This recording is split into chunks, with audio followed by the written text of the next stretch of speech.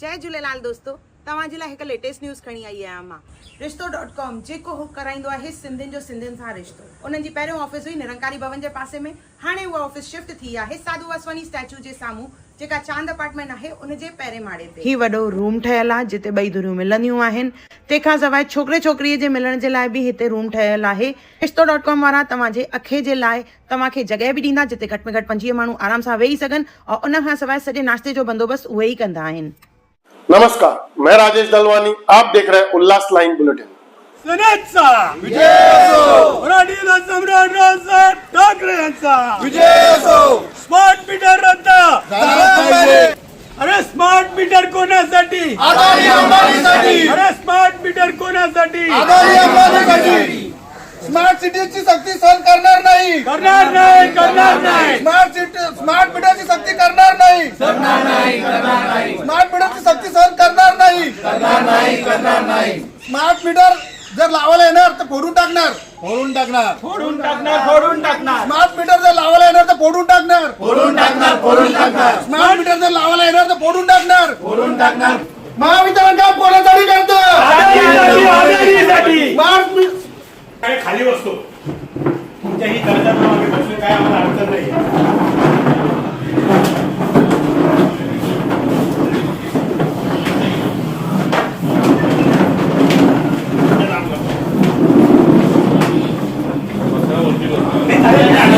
आपण घरचे तुम्ही आमचे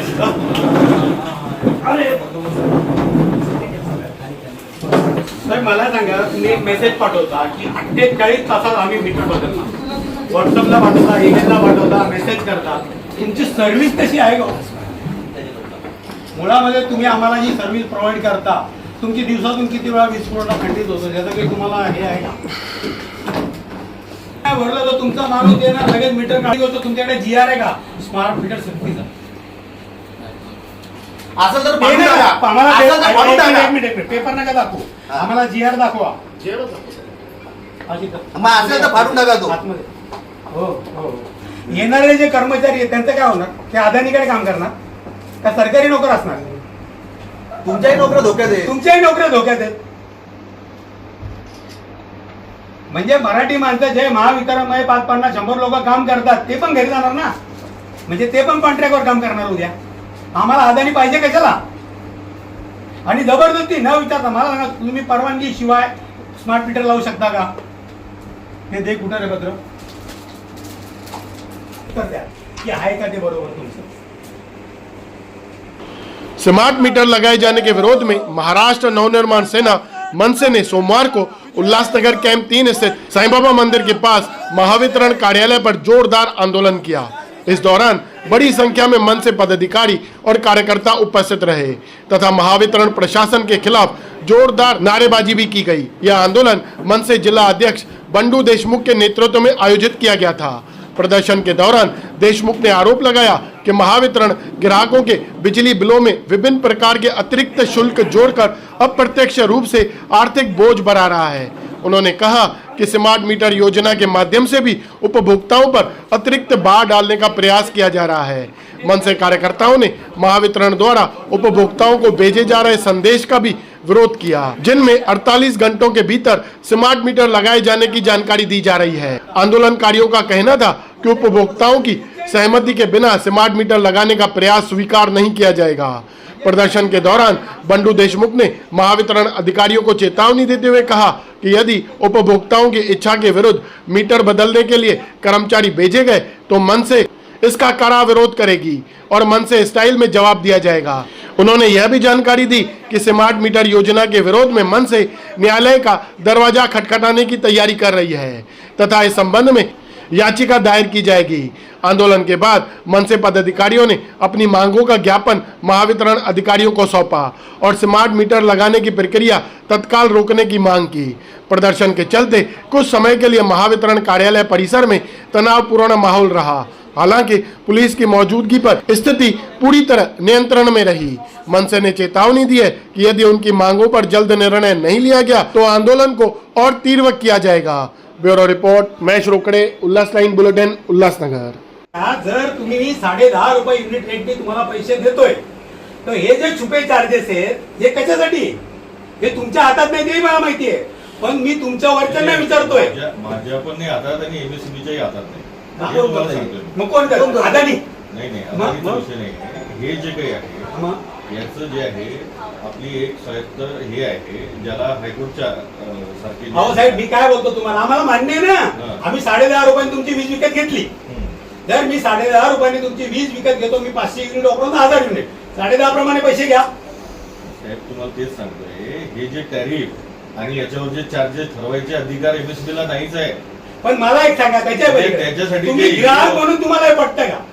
ग्राहकचा विषय नाही. जर आम्हाला जर ते त्याचा- तुम्हालाही पटत नाहीये, पण तुमची मजबुरी आहे, तुम्ही खुर्चीवर बसलेत. मी आता ग्राहक म्हणून तुमच्या समोर बोलत नाही ना, हा? हा विषय आहे ना. आता मग हे जे चाललंय ना सगळं, येथे काही थांबलं पाहिजे. बरं, तुम्ही एवढे पैसे घेतल्यानंतर पण तुम्हाला अदानी का पाहिजे? अदानीला का डोक्यावर घेतो आपण? अदानीचा विषय नाही. मग अदानीचे मीटर नाही आहेत. नाही नाही, विषय असा आहे. मला सांगा, आता मी जर प्रीपेड ऐका तुम्ही बोलता ना अदानीचा विषय नाही, मी प्रीपेड मीटरचं बिल भरलं, कोणाच्या अकाउंटला जातं? ऐका साहेब, माझं म्हणणं असं आहे, स्मार्ट मीटरला जे आहे, साहेब माझा प्रश्न बाकीच्यांचं पण जे आहे, जे तक्रारी आमच्याकडे घेतल्या जात नाहीत ना. आणि आम्ही हात जोडून विनंती करतोय, आतापासून मला कंप्लेंट आली त्याच्यानंतर जो काही परिस्थिती उद्भवेल त्याला महावितरण जबाबदार असेल, आम्ही नाही. त्यामुळे तुमच्या कर्मचाऱ्यांना आम्ही स्पष्ट सांगतोय, मीटर लावायचं नाही. कारण मुख्यमंत्री सांगतात गरज नाही, मग तुम्ही लोक जबरदस्ती का करता? मुख्यमंत्र्यांचं स्टेटमेंट आहे, मी दाखवतो. शक्ती नाही म्हणून.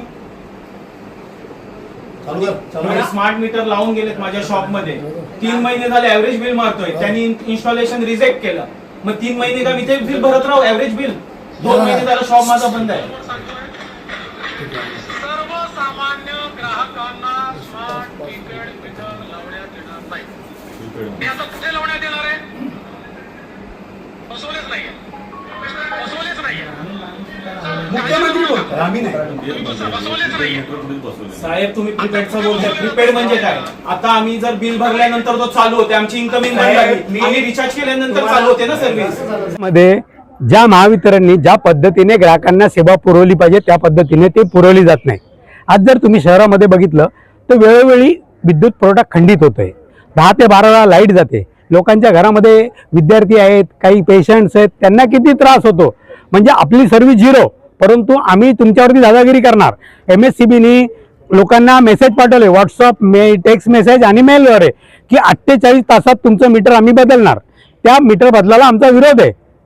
तुम्ही जर समजा सेवा देऊ शकत नाही तर तुम्हाला मीटर बदलायचा अधिकार काय?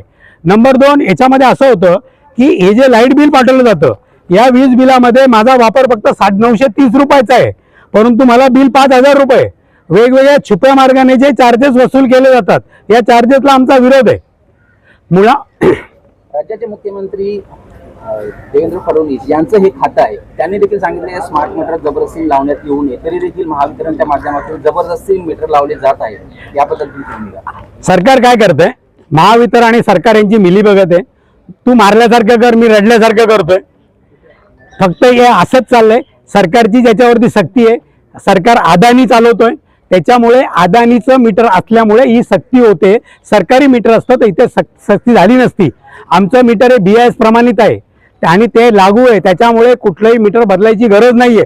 परंतु जनतेच्या टॅक्सची विल्हेवाट कशी लावायची आणि त्यातून भ्रष्टाचार कसा करायचा हे सरकारला माहिती आहे आणि त्याच माध्यमातून हे सगळं सुरू आहे. परंतु मी सरकारला सांगू इच्छितो, या क्षणापासून एकही मीटर बदललं गेलं आणि त्या ठिकाणी जर आमच्या पदाधिकाऱ्यांनी त्या मीटर बदलणाऱ्याला प्रसाद दिला तर त्याला जबाबदार हे महावितरण असेल, आम्ही नाही.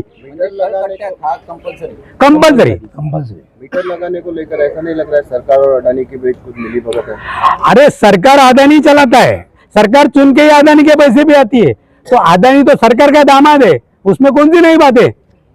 हर साल ग्राहकों को गर्मियों के समय एक बिल वितरण किया जाता है जिसका कोई लेखा जोखा हिसाब किताब कुछ भी नहीं होता है, उसको लेकर क्या? हमने उनको यही बोला, जो अमानत रकम ली जाती है हर साल वो डिपॉजिट है, वो कैरी फॉरवर्ड होना चाहिए. अगर मैं बिल रेगुलर भर रहा हूँ और 10 साल में मैंने अगर 20,000 डिपॉजिट भरा तो कैरी फॉरवर्ड होना चाहिए, उस पर मेरे को इंटरेस्ट मिलना चाहिए. वो तो गायब हो, वहां पे तो चोरी हो रही है, लेकिन बिल में भी चोरी कर रहे हैं. चोरी करने के तरीके अलग अलग है, लेकिन हर तरीके से महावितरण ग्राहक के जेब से पैसा निकाल के खुद का भला करने के पीछे पड़ी है. मामले को लेकर आपकी आगे की भूमिका क्या रहेगी? हम लोग कोशिश करेंगे, अगर महावितरण सुधर गई तो ठीक है, नहीं सुधरी तो हम सुधारेंगे। और हम लोग कोर्ट जाने का भी सोच रहे हैं, अगर पिटीशन दाखिल कर सकते तो हम लोग पिटीशन दाखिल करेगा। उल्लास लाइन बुलेटिन को सब्सक्राइब करें, बेल आइकॉन दबाएं और देखिए उल्लास लाइन बुलेटिन की न्यूज़ सबसे पहले आपके मोबाइल पर।